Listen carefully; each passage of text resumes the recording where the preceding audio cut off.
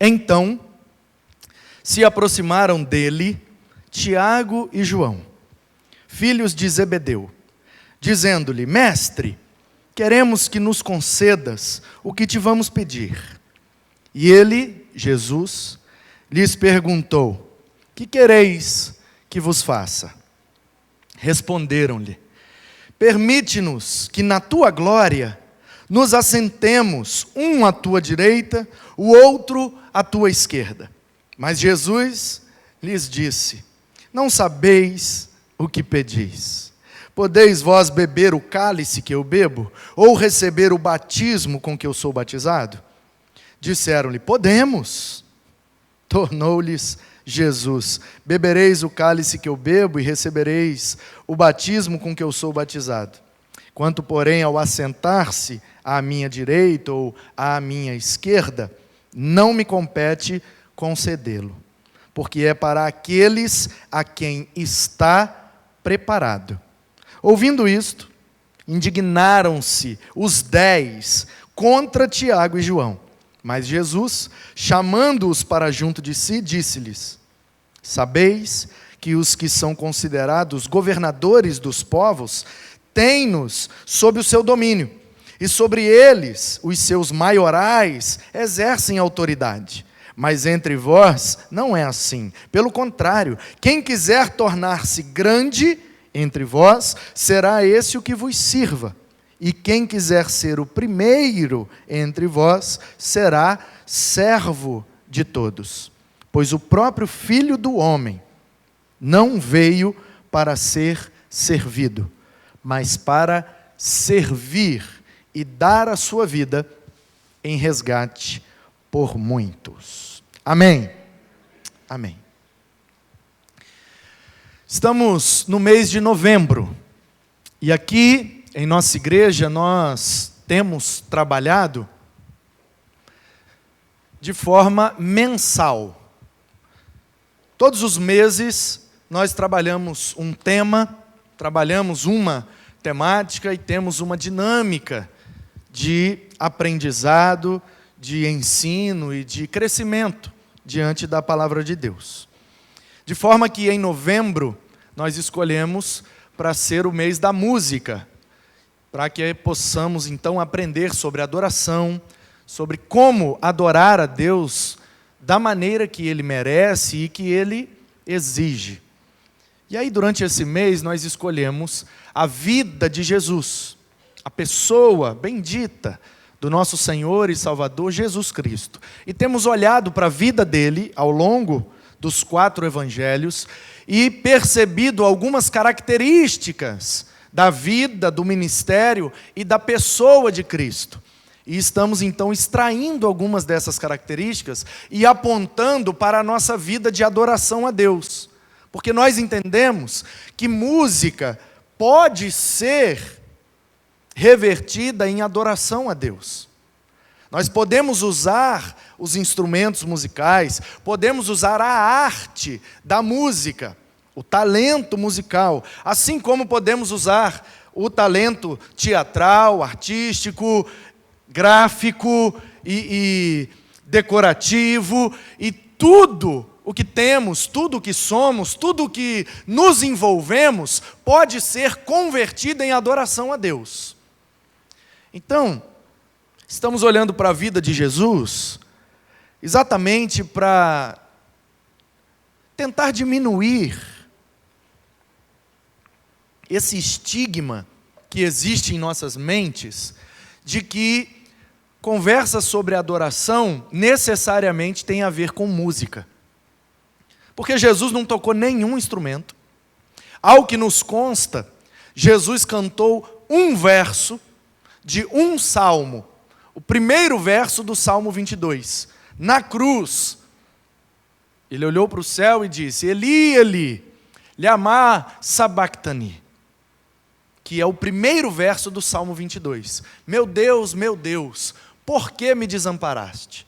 Então, ao que nos consta, Jesus não era um cantor, Jesus não era um instrumentista, Jesus não era ligado a músicas, a melodias, a harmonias, solfejos, arpejos, escalas. Jesus talvez não sabia nem sequer tocar numa harpa. Ele era carpinteiro, seu pai era carpinteiro, ele morava na Galileia, e nós não vemos na vida dele nenhuma característica que nos leva a concluir que ele tinha algum envolvimento musical na sua vida. Mas nós também não podemos dizer, ainda que Jesus não tenha sido um músico, que ele não foi um adorador.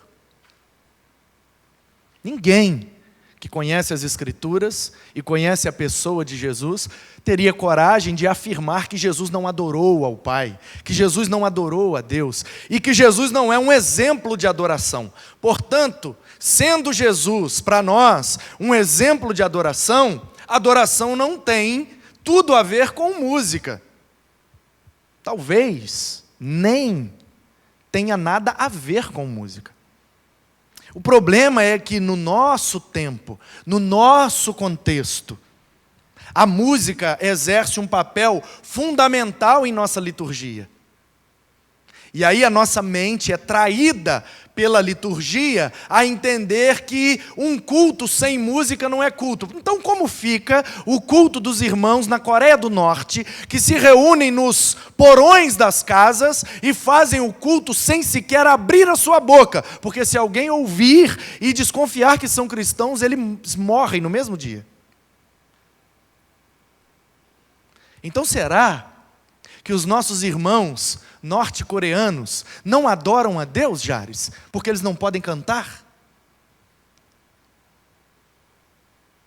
Como ficaria o culto de uma pessoa surda, muda? Ela não pode, com a sua boca, cantar melodias, nem letras. Então, será que Deus não aceita o culto de um mudo porque ele não consegue cantar?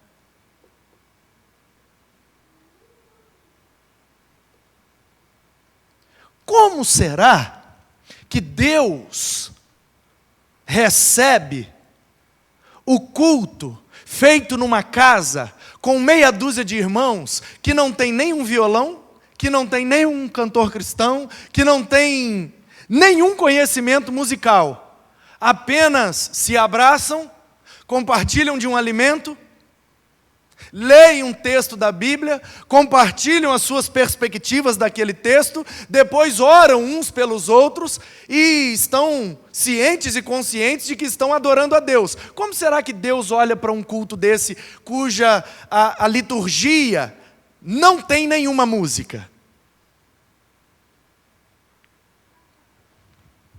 Então, meus queridos, nós precisamos, de uma vez por todas, pelo menos diminuir a força desse estigma mental que nós temos, de que culto sem música não é bom, não é legal, e sem bateria fica desanimado, né?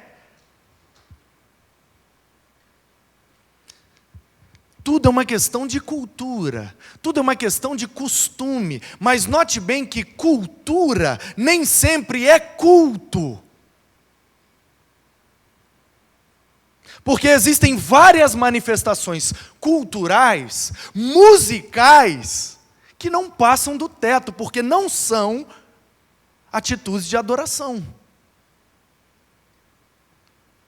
Portanto, a música é boa e eu gosto muito. Gosto muito. Talvez você que não me conhece pode achar que eu estou labutando contra a música. Pelo contrário. Eu estou labutando a favor da adoração. E eu gosto de música, mas principalmente quando ela é adoração, de fato. Porque aqui os meninos não formam uma banda, aqui eles são um ministério. E a palavra ministério é sinônimo da palavra serviço. Portanto, aquele que ministra é aquele que serve algo. E servir tem tudo a ver com Ele. De forma que nós podemos apresentar aqui músicas maravilhosas, harmonicamente perfeitas, melodicamente lindas, liricamente belas, e nada disso ser adoração, porque adoração não tem a ver com o que eu faço com as mãos, nem com os lábios. Adoração tem a ver com o que se passa dentro do meu coração. Como disse o salmista: preparado está o meu coração, louvarei ao Senhor. Para Davi, um excelente instrumentista, lirista e cantor. Davi cantava tão bem que quando Saul ficava endemoniado, ele não pregava, ele não botava a mão na cabeça de Saul e ele não orava em nome de Jesus. Ele só tocava sua harpa e cantava os seus salmos. E o espírito mau saía de Saul. Davi era músico, poeta. Eleva os meus olhos para os montes, de onde me virá o socorro? Meu socorro vem do Senhor, que fez os céus e a terra. Ele não deixará que vacile os meus pés. Ele guardará a minha entrada, a minha saída. O Senhor é meu pastor. Eu não sentirei falta de nada, enquanto eu tiver o Senhor, porque Ele é tudo que eu preciso. Ele me guia mansamente às águas tranquilas, porque uma ovelha na beira de um rio, cujas correntes são fortes, fica com medo de beber a água. Ovelha só bebe água quando a água está parada.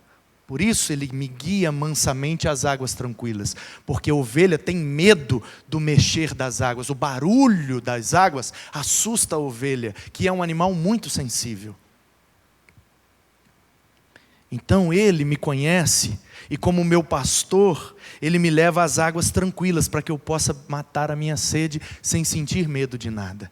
Ele me leva aos pastos verdejantes, porque a ovelha, ela só come grama nova, fresca. Grama velha, quase seca, já com aqueles pelinhos que se tornam espinhos. Você que joga bola na grama, você que brinca na grama, você que rola na grama, você sabe, quanto mais velha a grama, mais ela espeta, mais ela machuca. Se ela machuca a nossa pele, imagine a língua de uma ovelha. Por isso que ele me leva aos pastos verdejantes, porque os pastos velhos, secos, já não me servem mais, eu não quero comer. Mas aqueles brotinhos, verde clarinho, aqueles brotinhos novos, suculentos, que a gente morde, parece aquele alface do McDonald's. Ai, ele me leva. Ele me leva.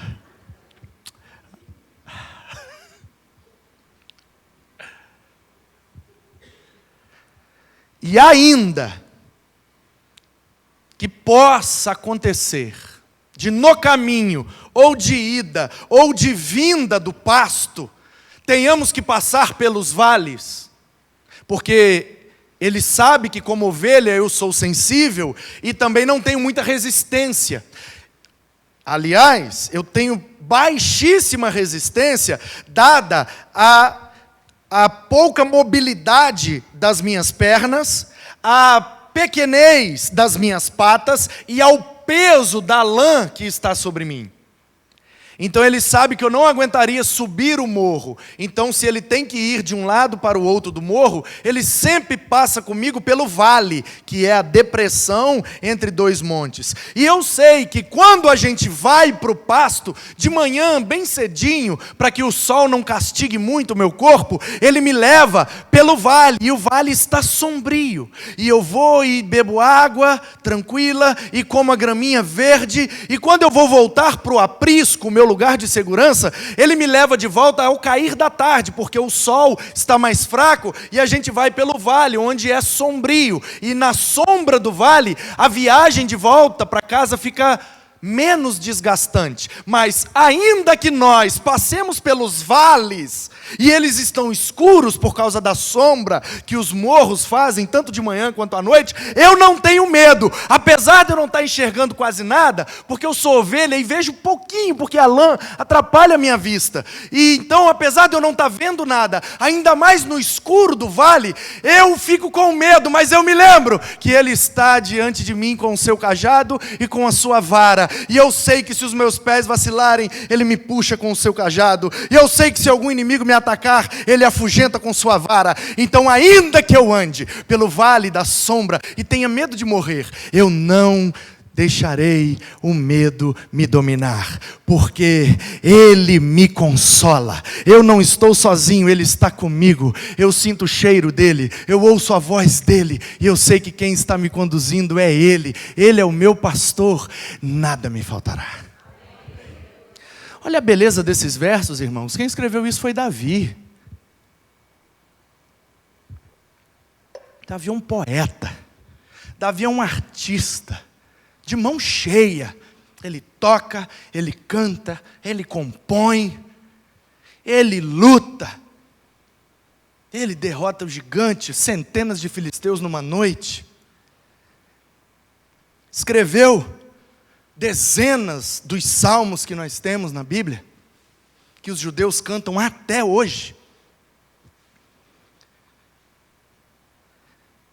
Davi era um músico excelente, mas era um pecador miserável. Foi um péssimo pai, foi um péssimo marido. Ai de Davi, não fosse a graça de Deus. Davi não merecia aquele trono, assim como eu não mereço esse púlpito. Portanto, Davi só estava no trono e eu só estou no púlpito, porque o coração de Deus nos desejou. Assim como Davi, eu também, respeitando o hebraísmo bíblico, nós somos segundo o coração de Deus. Isso não quer dizer que somos perfeitos, isso quer dizer que Deus nos desejou e nos chamou para algo que Ele tinha específico em nossas vidas. É isso que significa a expressão ser segundo o coração de Deus. Deus o escolheu. É um hebraísmo, querido. É o jeito peculiar do hebreu falar. Se um hebreu fosse numa sapataria e o vendedor trouxesse o marrom e o preto, um hebreu nunca diria, eu quero o marrom. Ele não fala assim, ele é hebreu. Ele diria, o marrom é segundo o meu coração. E isso significa, na língua dele, eu quero o marrom. Portanto, quando a Bíblia diz que Davi é o homem segundo o coração de Deus, a Bíblia está dizendo, Deus quis Davi. Eliabe, o seu irmão mais velho, era forte, era guerreiro, era soldado de Saul. E ele era o mais novo. E ele estava cuidando de ovelhas. Enquanto todos estavam parados, atemorizados, com os joelhos, batendo suas rótulas, que agora mudou o nome, como é que chama? Agora? Patela. As patelas batendo umas nas outras. E do lado de lá um gigante gritando, não tem homem aí não. Enquanto estavam todos parados com medo, Davi estava trabalhando. Davi estava servindo a sua família, cuidando das ovelhas de seu pai Jessé. E lá naquele pasto foi encontrado pelo coração de Deus. E através de Samuel foi ungido, foi escolhido, foi separado para este propósito. Ser rei de Israel, mesmo não sendo filho de Saul. Deus quis assim. Portanto, olhando para Davi, um excelente músico, mas que tem uma história de vida toda manchada por erros, equívocos, deslizes e quedas. E olhando para a vida de Jesus, que sequer tocou numa harpa durante toda a sua vida, e foi um perfeito adorador. Eu só posso concluir uma coisa, meu querido. A música até ajuda a nos embalar, mas o que nos ajuda a adorar é ter um coração quebrantado e contrito diante do Deus que merece ser adorado. Por isso, servir é uma característica na vida de um adorador. Por isso é impossível adorar sem servir. Na língua inglesa fica mais fácil. Culto, a palavra culto em inglês é service. Serviço. Sabia disso? Se você perguntar que horas é o culto numa igreja lá nos Estados Unidos, ou na Inglaterra, ou em qualquer outro país que fale inglês, você tem que perguntar que horas é o service, o culto. Que horas é o serviço? E aí, eu percebi que na língua inglesa, o nome do evento já diz tudo sobre o evento. O problema é que a gente chama de culto. E aí, culto fica muito subjetivo e fica muito abrangente. O que é culto? A gente não sabe muito bem. A gente acha assim, o nome do evento católico é missa. Aí, como nós somos evangélicos, tem que ser diferente. Então, nós botamos um nome diferente, nós botamos culto. E a gente acha que é só uma diferença de nome, uma diferença de nomenclatura. Mas, meu querido, não é só uma diferença de palavras.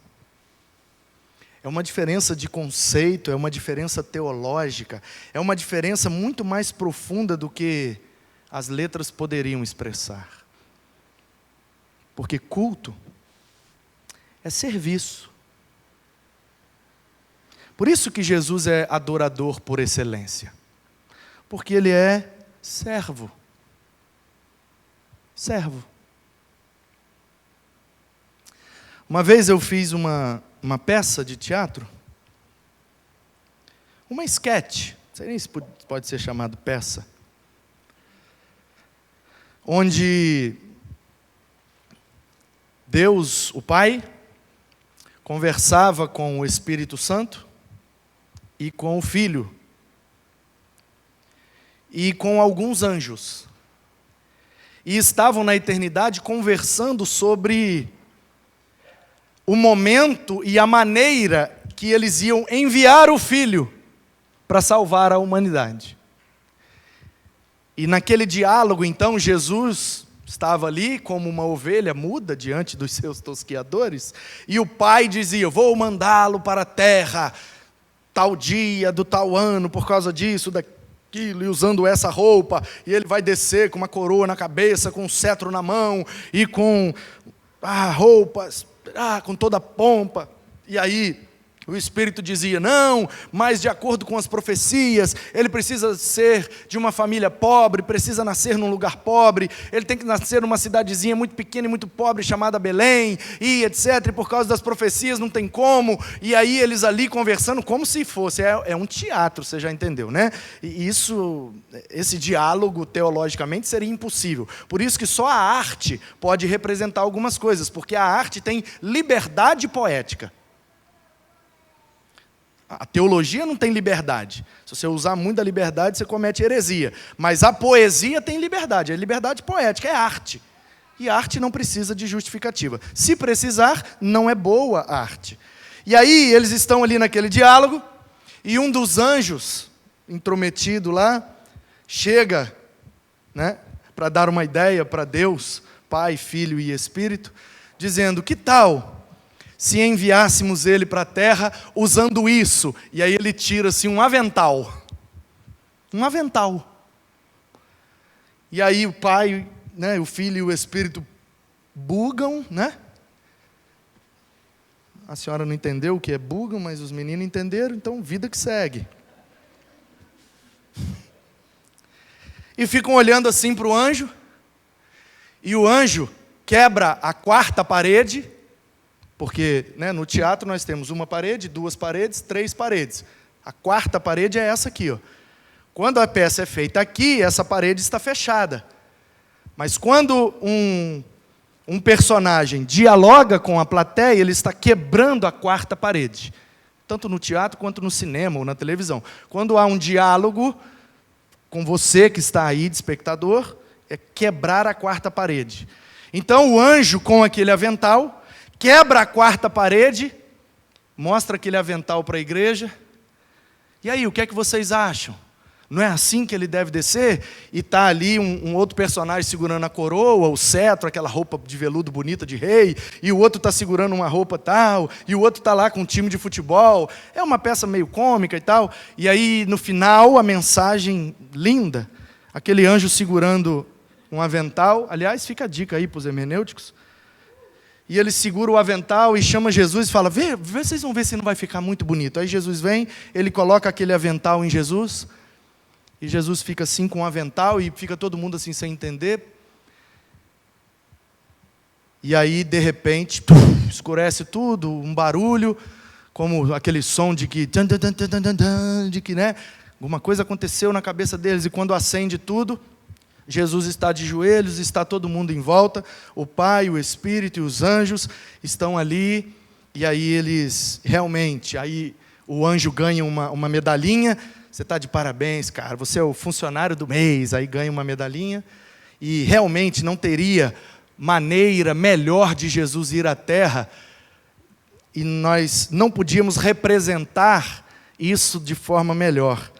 Realmente ele precisa descer de avental, porque ele vai descer para servir. Porque você nunca viu um presidente de uma empresa sentado numa cadeira macia e luxuosa, numa sala cheirando a flores do campo da Nova Zelândia.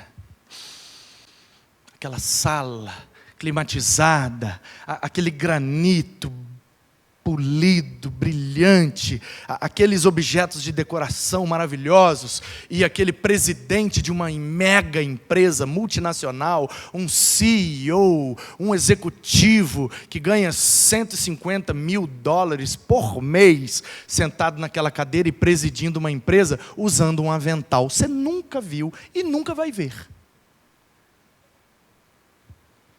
Portanto, o avental simboliza serviço. Você vai ver avental numa faxineira, você vai ver avental num cozinheiro, você vai ver avental numa pessoa, num garçom. Só usa avental quem pega no pesado, quem se suja. Aliás, a função do avental é proteger a pessoa que a usa, para não sujar, para não queimar, para não acontecer alguma coisa. E realmente, se nós fôssemos fazer um teatro, nós nunca diríamos que o figurino correto para Jesus na peça seria um avental. A gente bota aqueles panão branco, né? E aquelas faixas vermelhas. Eu não sei de onde nós tiramos isso, mas o Jesus dos crentes é tudo assim. Uma roupona branca, que a irmã costurou, né? De EVA, de cetim, às vezes que fica brilhando, aí é mais bonito, que Jesus tem que brilhar, né? E aquela faixa vermelha que pegaram lá de qualquer tira, de qualquer pano, dá uma dobra, faz um nó e... Da onde tiraram isso? Não sei, mas o Jesus dos crentes é assim. Um lençolzão branco, uma faixa vermelha de lado, tipo o uniforme do River Plate. Ah, meu Jesus, não usa o uniforme do River Plate, não. Você está doido?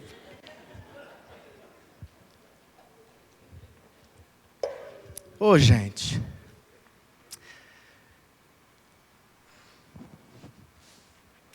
Quando a gente pensa no Evangelho, quando a gente pensa na igreja, quando a gente pensa em Deus, quando a gente pensa nas coisas de Deus, a gente nunca pensa em vassoura, a gente nunca pensa em avental, a gente nunca pensa em rodo, a gente nunca pensa em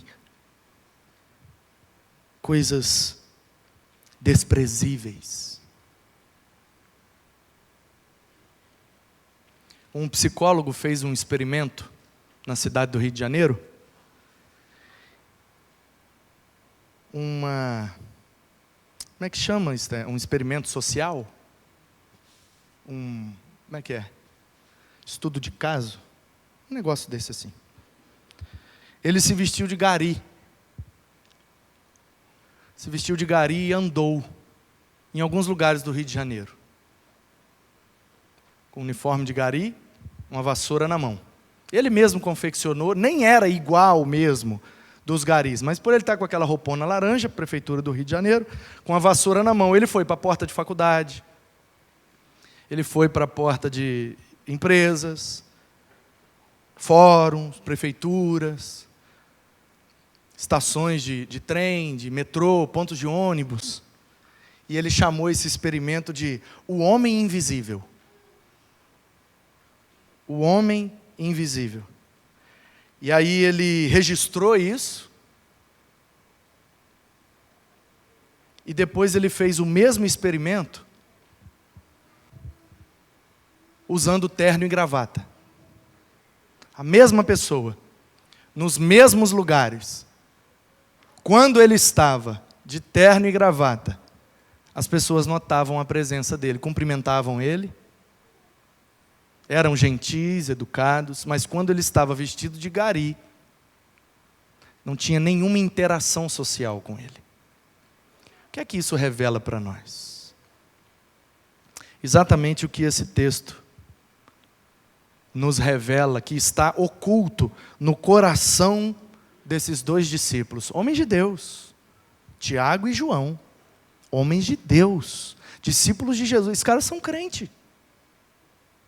Porque Jesus falava para as multidões, ensinava os 12, mas quando Jesus queria um negócio mais íntimo, de oração, uma coisa mais próxima, só ia Pedro, Tiago e João.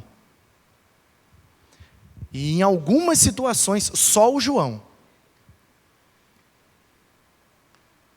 Os caras são bênção, os caras são crente, são discípulos de Jesus, mas olha o que está oculto no coração deles. Então se aproximaram dele, Tiago e João, filhos de Zebedeu, dizendo: Mestre, queremos que o Senhor faça o seguinte: quando o Senhor vier na tua glória, quando o Senhor for colocado como rei sobre Israel, assim como os reis têm lá do lado direito um ministro, do outro lado um outro ministro, sempre que um presidente, sempre que um cara importante senta no seu local, ele tem ao seu lado pessoas um pouco menos importantes que ajudam ele a presidir, a reinar, e nós chamamos de ministros, servos, porque ministério é serviço, ministro é servo, são sinônimos, gente.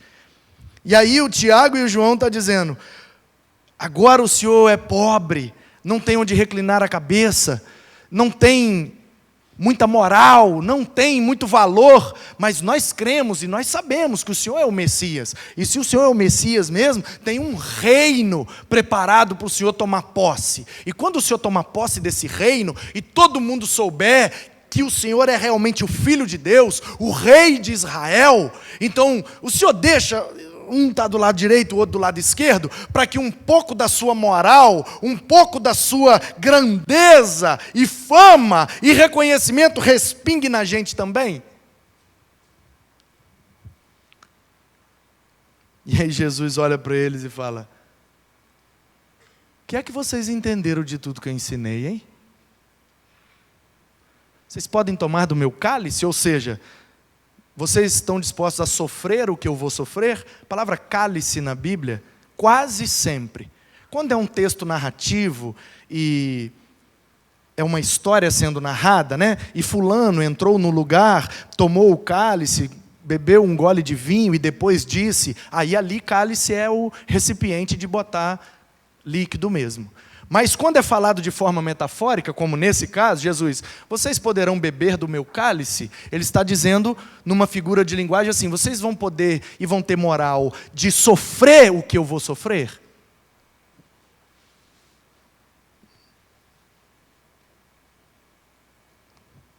E esse é o grande problema de interpretação do Evangelho.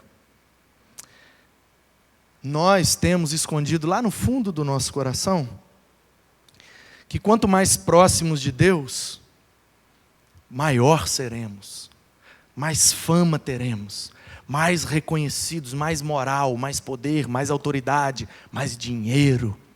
Afinal, eu sou íntimo de Deus. Só que o nosso modelo, o nosso exemplo, não foi assim.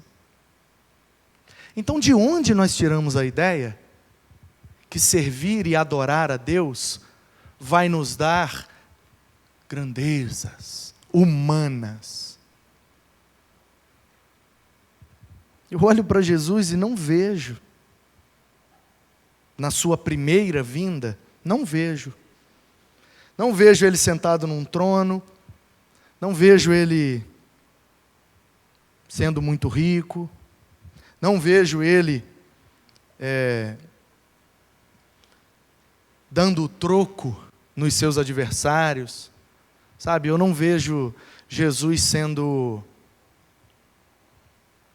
como alguns salmistas, sendo imprecatório, dizendo: um dia eu vou estar no trono, e aqueles que duvidam de mim estarão de joelhos, clamando, rogando por misericórdia. Eu não vejo Jesus assim, com palavras em tom de vingança.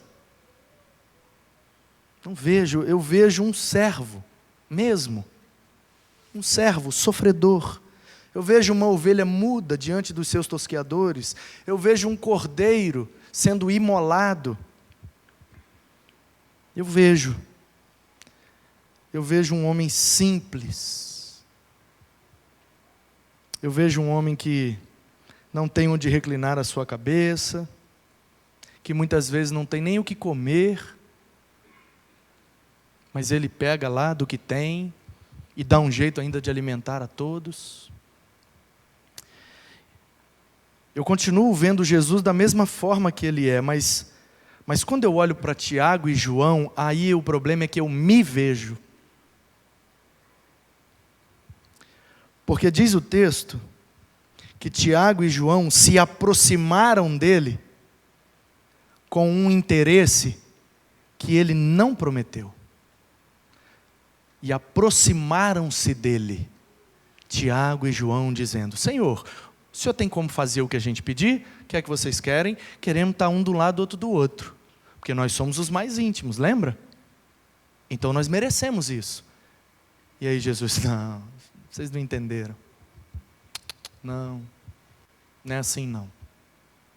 E aí eu vejo quantas vezes eu me aproximei de Jesus com um interesse que Ele nunca me prometeu.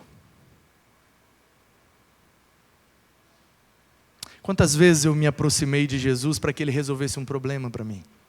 Quantas vezes eu me aproximei de Jesus para me dar bem numa situação? Quantas vezes eu me aproximei de Jesus porque eu tinha medo do problema que daria aquela besteira que eu fiz?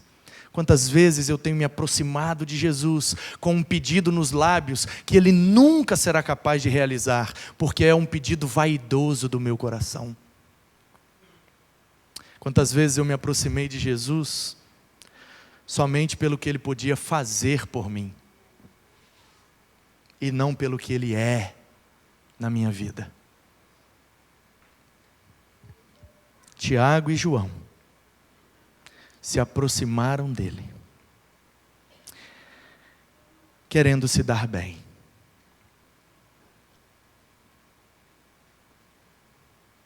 E Jesus disse: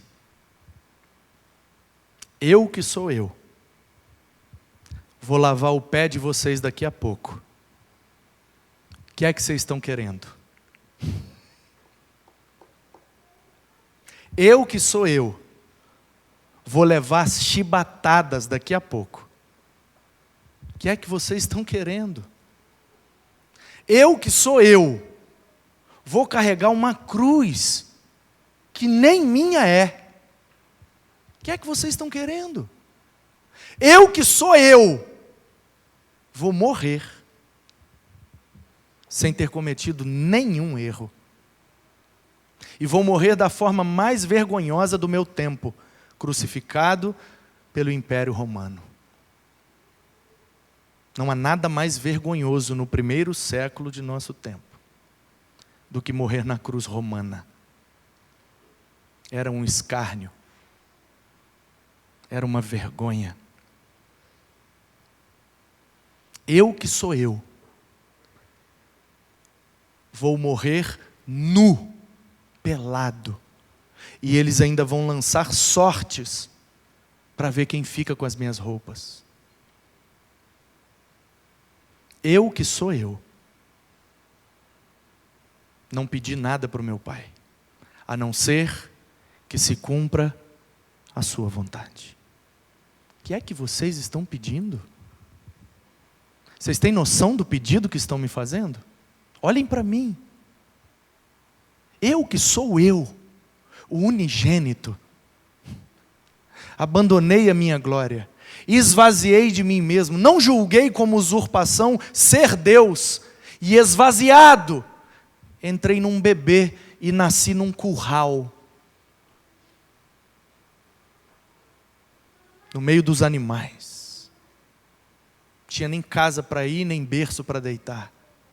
O que é que vocês estão querendo? Talvez vocês deveriam procurar outro mestre, outro rei, outro Deus, porque eu não posso realizar isso por vocês. Olhem para mim, eu não terei nada disso, eu não tenho nada disso. Quem vos disse que estas coisas estavam preparadas para vocês? Eu não prometi nada disso. Quantas vezes tenho me aproximado de Jesus com desejos vaidosos, para o meu próprio deleite, e não para a sua glória, para a minha vaidade, e não para adorá-lo. Eu não sei você, mas eu estou muito constrangido. Porque a Bíblia é um espelho que a gente se olha e não tem como colocar máscara. Porque para as pessoas a gente pode fingir. Mas quando a gente olha no espelho e a gente quer ver se tem alguma imperfeição, a gente não usa máscara, a gente olha o que é de fato. Porque diante da Bíblia não tem como usar maquiagem. Porque ela é um espelho que revela a minha alma. E por fora eu posso até dar um tapa. Eu uso um pó, eu implanto um cabelo, faço uma lipo, né? Boto um terno com corte italiano. Por fora eu dou um tapa, mas e por dentro?